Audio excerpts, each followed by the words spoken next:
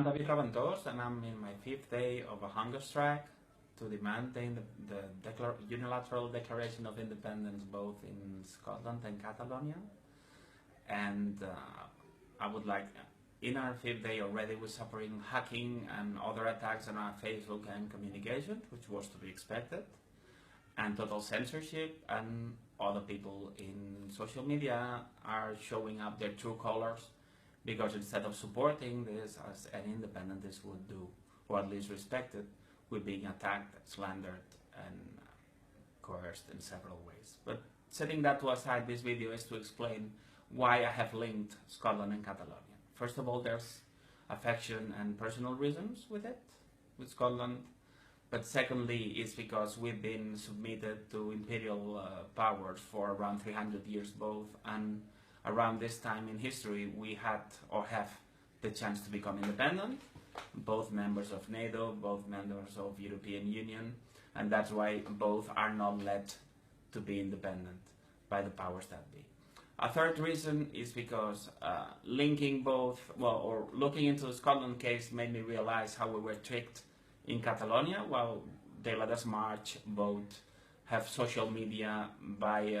underpants with the national colors. But in the end, it has become just a business where a lot of people make money from being in parliament, writing books, articles, being panelists, or selling merchandise, or even having bars related to independence, and independence that never comes.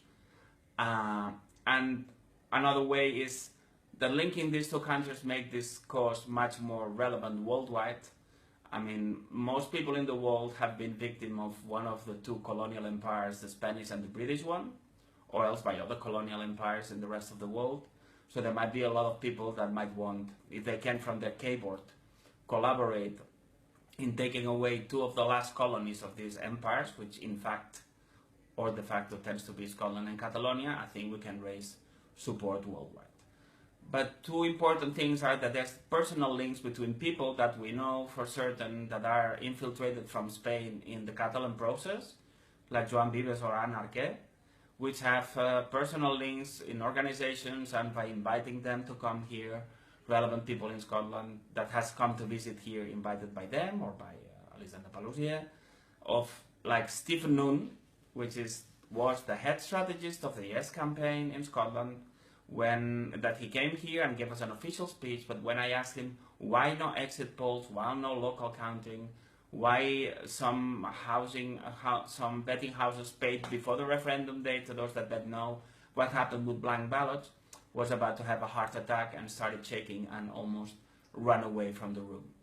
I mean, in my opinion, there can be no doubt that Stephen Noon was not interested at all that Yes would win,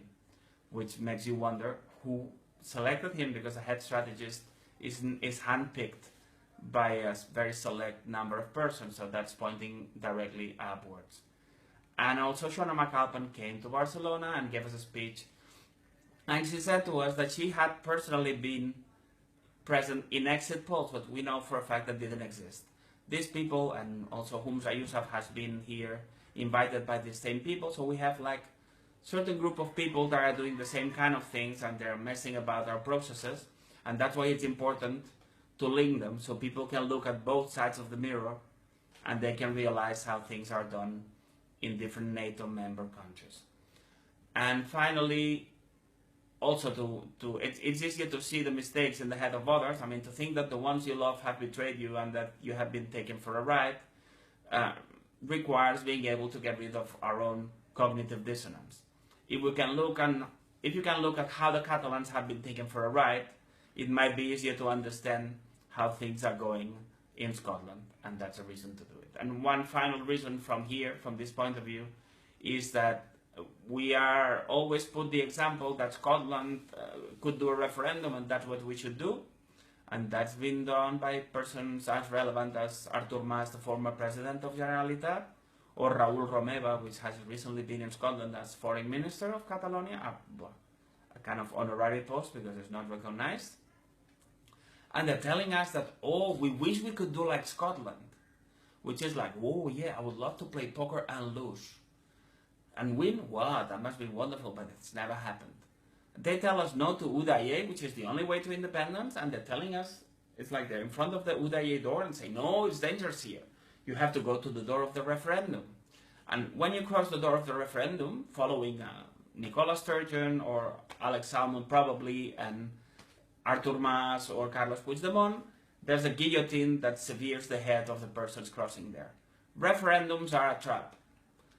They didn't do any referendum to get you in the Act of Union because several noblemen decided that, and they didn't do any referendum to crush us 300 years ago. So we don't need a referendum, we need the unilateral